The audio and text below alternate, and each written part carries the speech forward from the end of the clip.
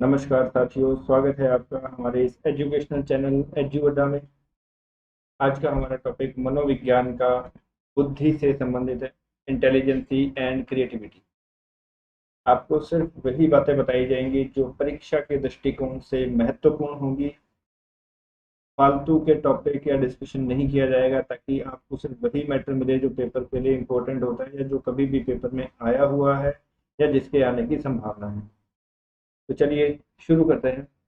सबसे पहले हम बात करते हैं बुद्धि शब्द की। ठीक है, पेपर में क्वेश्चन पूछा जाता है बुद्धि शब्द को सबसे पहले किसने बताया। तो सबसे पहले बताने वाले जो साइंटिस्ट थे वो थे फ्रांसिस गाल्टन। ठीक है, और फ्रांसिस गाल्टन ने इस शब्द का जो प्रतिपादन किया था वो किया था 1885 में। देखिए, सिर्फ आपको इतना याद रखना है, बुद्धि शब्द किसने दिया था? फ्रांसिस गाल्टन ने दिया था। इसके बाद mental test. Okay, mental test and measurement. Mental test and measurement, या इसे बोल दें मेंटल टेस्ट मतलब मानसिक परीक्षण एवं मापन। ठीक है, तो मेंटल वर्ड से आपको कैटल वर्ड याद रखना है। Mental Cattell, metal Cattell, mental Cattell means mental test जो दिया था वो जिसने दिया था, कैटल ने दिया था। इसी के साथ मेंटल और कैटल, इसी कैटल की एक बुक है जिसका नाम है mental test and measurement. Mental या कैटल की बुक है मेंटल टेस्ट एंड मेजरमेंट। और मानसिक मापन भी किसने बताया था? कैटल ने बताया था। इसी के साथ मेंटल टेस्ट, देखिए जो मेंटल टेस्ट सबसे पहले दे रहे हैं उसी ने तो मेंटल टेस्ट वर्ड दी है। तो मानसिक परीक्षण, मानसिक मानसिक परीक्षण, ठीक है, मानसिक परीक्षण बोल दें या फिर मेंटल टेस्ट, तो ये भी किसने दिया था? ये भी कैटल ने दिए। इसके बाद एक और वर्ड आता है मेंटल एज। ठीक, मेंटल एज या इसे बोलते हैं हम मानसिक आयु। ठीक है, मेंटल एज या फिर मानसिक आयु। ये जो शब्द दिया था ये दिया था अल्फ्रेड बिने ने। किसने दिया था? अल्फ्रेड बिने ने। अल्फ्रेड बिने ने मेंटल एज, एज किसने दिया था? मेंटल एज अल्फ्रेड बिने ने, मेंटल एज अल्फ्रेड बिने ने। आप पांच पांच बार अगर इन चीजों को बोलेंगे जिस टोन में मैं बोल रहा हूँ, क्योंकि मैंने ये चीजें उसी तरह से याद करी है। जैसे मेंटल टेस्ट आता है मुझे कैटल वर्ड आता है, उसी की एक पुस्तक याद आती है mental test and measurement. Mental age, age का नाम लेते कि मुझे अल्फ्रेड बिने याद आता है। इसके बाद एक क्वेश्चन और आता है जो बहुत बार पेपर में पूछा गया है कि सर्वप्रथम, ठीक है, कि सर्वप्रथम बुद्धि लब्धि का सूत्र। ठीक है, सर्वप्रथम बुद्धि लब्धि का सूत्र, बुद्धि लब्धि का सूत्र। देखिए, बुद्धि लब्धि का सूत्र है ना, इसी सूत्र में छिपा हुआ है इसके साइंटिस्ट का नाम। तो ये है स्टर्न। सूत्र किसने दिया? स्टर्न। और एक साइंटिस्ट और था, कोहलमन। ठीक है, स्टर्न था ना, वो कोणी मारता था। क्या करता था? कोणी मारता था। स्टर्न किसके कोणी मारता था? बुद्धि लब्धि के। या बुद्धि लब्धि का सूत्र दिया स्टर्न और कुहलमान ने सर्वप्रथम। देखिए, बुद्धि लब्धि का सूत्र किसने दिया था? स्टर्न और कुहलमान ने। आप में से बहुत से लोग इसे टर्मन करके आते, ठीक है, लेकिन जो टर्मन था उसने इसको मल्टीप्लाई 100 कर दिया था, मतलब संशोधित रूप दिया था। ठीक है, संशोधित रूप दिया था किसका? बुद्धि लब्धि का संशोधित रूप दिया था टर्मन ने। ये कुछ इंपॉर्टेंट बातें थी जो हमने अब तक की। वैसे बुद्धि लब्धि या बुद्धि को क्या कहते हैं? वातावरण के साथ समायोजन, किसी समस्या का समाधान, ये सब बुद्धि की ही विशेषताएं हैं। ठीक है, बुद्धि के बारे में कुछ और बातें कर लेते हैं। सबसे पहले कि बुद्धि की विशेषताएं क्या हो सकती हैं, हम इनको कैसे पहचान सकते हैं? पेपर में अक्सर ये क्वेश्चन पूछा जाता है कि बुद्धि की, निम्न में से बुद्धि की विशेषताएं हैं। तो पहला, बुद्धि क्या है? एक जन्मजात योग्यता या जन्मजात शक्ति है। ठीक है, जन्मजात शक्ति है। जन्मजात है इसका मतलब ये वंशानुक्रम से प्राप्त होती है। ठीक है, जन्मजात है अर्थात वंशानुक्रम से प्राप्त होती है। बुद्धि की बात कर रहे हैं, स्मृति की बात नहीं कर रहे हैं। कुछ लोग बुद्धि और स्मृति में कंफ्यूज हो जाते हैं। उसके बाद बुद्धि जो है, बुद्धि, इस पर वातावरण और वंशानुक्रम, देखिए जातिगत है तो इस पर वंशानुक्रम का प्रभाव तो पड़ेगा ही। ठीक है, तो पहली विशेषता, बुद्धि जन्मजात है और वंशानुक्रम का प्रभाव पड़ता है, इस पर वातावरण का भी प्रभाव पड़ता है। बुद्धि का विकास जन्म से लेकर, बुद्धि का विकास जन्म से लेकर मध्य किशोरावस्था, ठीक है, मध्य किशोरावस्था तक होता है, पूर्ण हो जाता है। 16 से 18 की एज मानी जाती है कि यहाँ तक जो बुद्धि का विकास है वो संपूर्ण हो जाता है। इसी के साथ बुद्धि क्या है? नवीन वातावरणीय कंडीशंस के साथ समायोजन करने की योग्यता है। पूर्व अनुभवों से लाभ उठाने, देखिए पूर्व के अनुभव जो है ना, बुद्धि पूर्व अनुभवों का लाभ उठा सकती है। ये वे बातें बताई जा रही हैं जो पेपर में या तो आ चुकी हैं या आने के दृष्टिकोण से महत्वपूर्ण। बुद्धि 16 से 18 साल की उम्र तक, 16 से 18 साल की उम्र तक अपने पूर्ण चरम अवस्था तक पहुंच जाती है। बुद्धि पर लिंग भेद का प्रभाव नहीं पड़ता है। एक जो सबसे इंपॉर्टेंट चीज है, बुद्धि अमूर्त चिंतन, बुद्धि अमूर्त चिंतन, अमूर्त चिंतन की योग्यता है, अमूर्त चिंतन की योग्यता है। अब अमूर्त चिंतन और मूर्त चिंतन क्या होता है? अमूर्त चिंतन एब्स्ट्रैक्ट थिंकिंग होती है, मतलब कोई ऑब्जेक्ट जो हमारे सामने नहीं है उसके बारे में भी हम ड्रीम कर रहे हैं।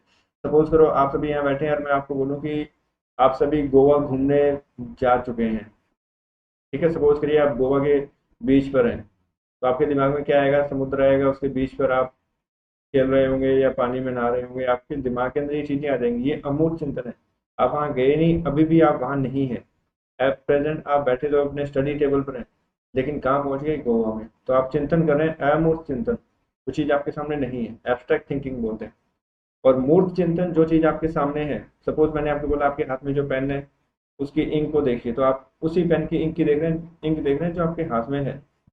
ठीक है, इसके बाद हम बात करते हैं बुद्धि की कुछ महत्वपूर्ण परिभाषाएं। देखिए परिभाषाएं जो है ना, बहुत ज्यादा इंपॉर्टेंट है पेपर में, क्योंकि कम से कम दो परिभाषाएं तो मैं मानता हूँ पेपर में आती ही आती हैं। ठीक है जी, तो चलिए सबसे पहले बात कर लेते हैं हम। एक साइंटिस्ट हुए थे रोस। ठीक है, रोस क्या कहता है? रोस कहता है नवीन परिस्थितियों, नवीन परिस्थितियों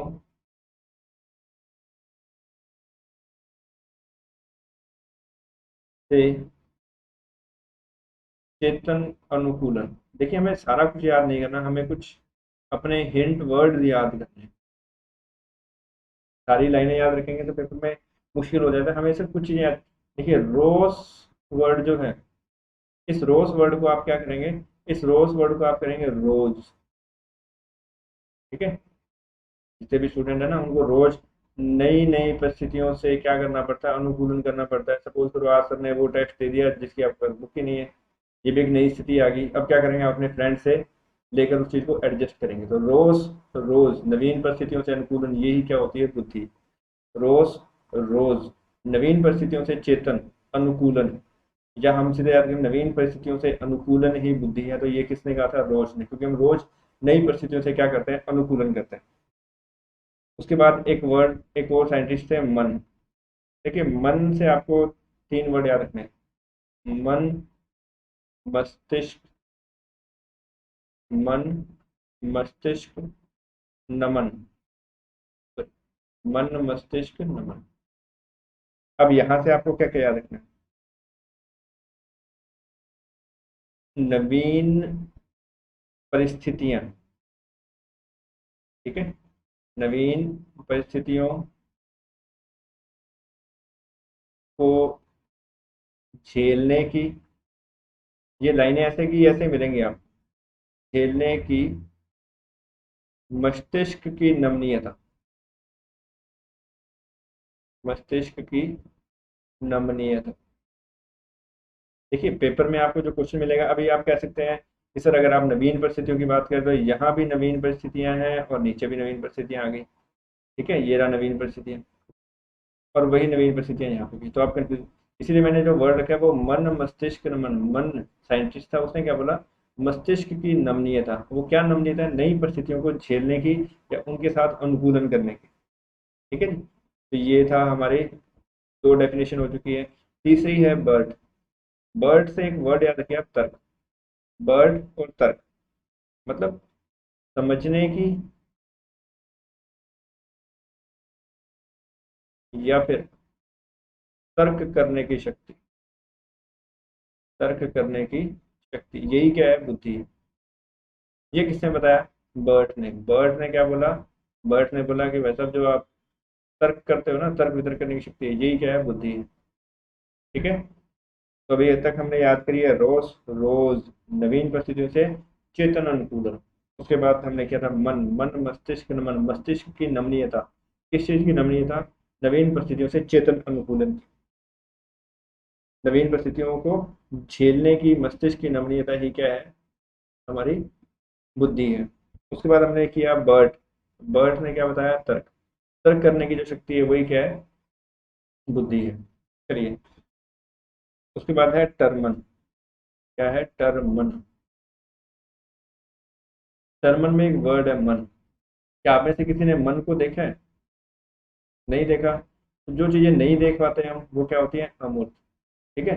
तो अमूर्त विचारों के बारे में सोचने की शक्ति, अमूर्त विचारों के, अमूर्त विचारों के बारे में सोचने की शक्ति, बारे में सोचने की शक्ति, अमूर्त विचारों के बारे में सोचने की शक्ति। आपके पास जो भी गाइड या बुक है ना, उसमें ये डेफिनेशन दिख तो मिलेंगी, इसे मैं पूरी ना लिखे, आपको सिर्फ वो वर्ड याद करवा रहा हूँ जो आपको पेपर में मिलेंगे।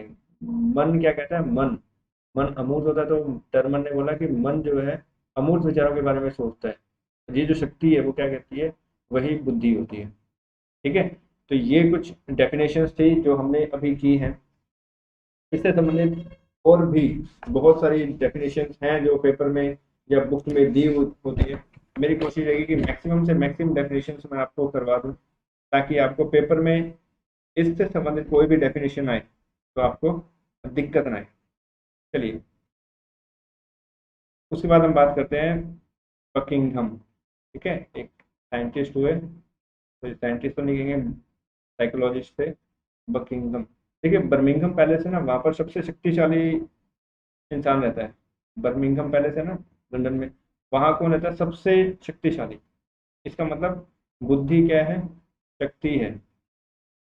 अब किस चीज की शक्ति है, सीखने की शक्ति, ठीक है।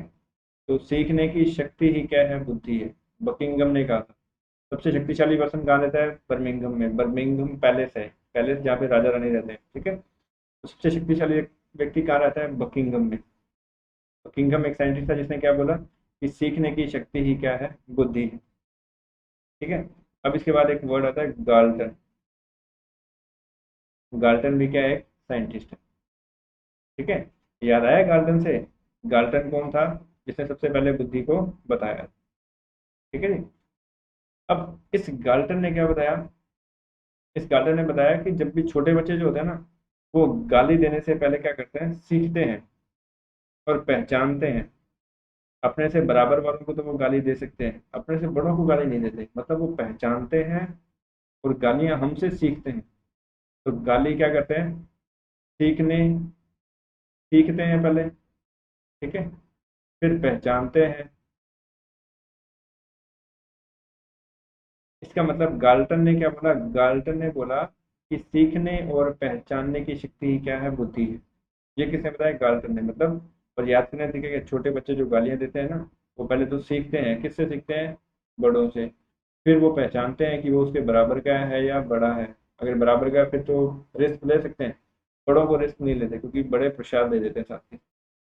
ठीक है। तो गाल्टन, गाल्टन मतलब सीखना और पहचानने की शक्ति को ही क्या कहते हैं, बुद्धि कहते हैं। एक और साइंटिस्ट हुआ है राय बर्न। राय बर्न, बर्न का मतलब क्या होता है, जला देना या जल जाना। ठीक है। अब हम किसी भी समस्या को अगर सॉल्व कर लेते हैं, ठीक है, समस्या का समाधान, अगर हम किसी भी समस्या का समाधान कर देते हैं इसका मतलब क्या है कि हमने उस समस्या को क्या कर दिया, बर्न कर दिया। तो मतलब समस्या का समाधान करने की योग्यता ही क्या है, बुद्धि है। समस्या का समाधान करने की क्षमता ही बुद्धि है। या समस्या का समाधान कर लिया तो हमारा उद्देश्य भी क्या होता है, समस्या का समाधान करना। तो समस्या का समाधान किया या फिर उद्देश्य को प्राप्त किया, मतलब आपने समस्या को बर्न कर दिया। तो रायबर्न ने क्या बोला, रायबर्न ने बोला समस्या का समाधान या फिर उद्देश्य को प्राप्त करने की जो शक्ति है वही क्या है, बुद्धि है। इसी के साथ एक और बहुत अच्छा साइंटिस्ट है वुडवर्थ। बहुत बार आपने, अगर साइको एक बार भी आपने पढ़ी है तो वुडवर्थ व्यवहारवादी एक साइंटिस्ट है, उससे संबंधित है। ठीक है। वुडवर्थ, वर्थ के, वर्थ को आप वर्क कर लिए, वुडवर्थ, वर्क मतलब कार्य कर, वुडवर्थ मतलब कार्य। ठीक है। तो कार्य करने की विधि, ठीक है, कार्य करने की विधि। Woodworth, Woodworth, Woodworth को वर्क कर दो, वर्क मतलब कार्य करने की शक्ति, वुड वर्थ का मतलब वुड का वर्क, वुड वर्क मतलब कार्य करने की शक्ति क्या है, यही बुद्धि है। ठीक है। उसके बाद एक साइंटिस्ट आता है वुडरो। वुडरो, वुडरो कहता है क्या करना है आपको, ज्ञान अर्जन करो। वुडरो कहता है ज्ञान अर्जन करो।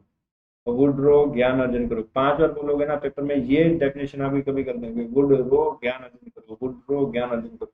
बस 5 बार बोलना है, फिक्स हो जाएगी।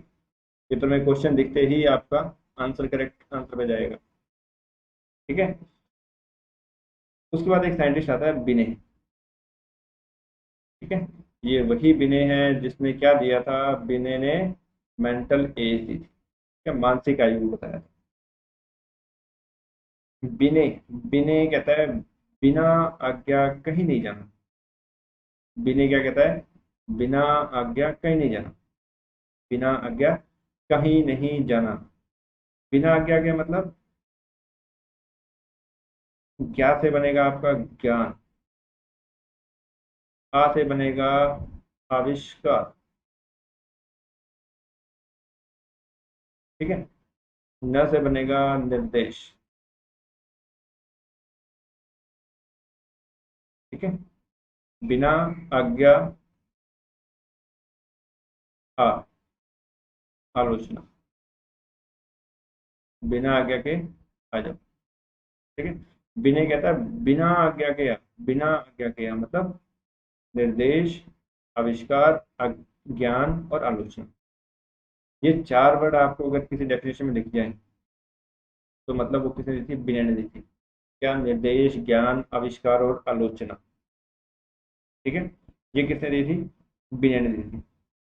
बर्ट का आपने बता ही दिया क्या, कि बर्ट ने समस्या का समाधान कर लिया, तर्क करने की शक्ति है बर्ट, तर्क करने की शक्ति।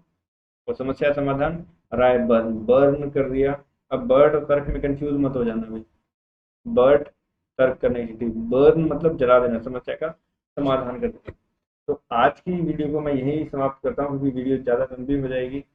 आज के टॉपिक में हमने बुद्धि से संबंधित कुछ स्टार्टिंग की डेफिनेशंस याद करी हैं। इसी के बारे में हम अगली क्लास में टॉपिक को और कंटिन्यू रखेंगे। तब तक के लिए हमारे चैनल को लाइक, सब्सक्राइब और शेयर करें। अपने दोस्तों के साथ भी शेयर करें ताकि सबको इसका फ़ायदा मिल सके। अगर आपको वीडियो अच्छी लगी हो तो अपने सभी साथियों से शेयर करें, लाइक करें, सब्सक्राइब करें और शेयर करें। धन्यवाद।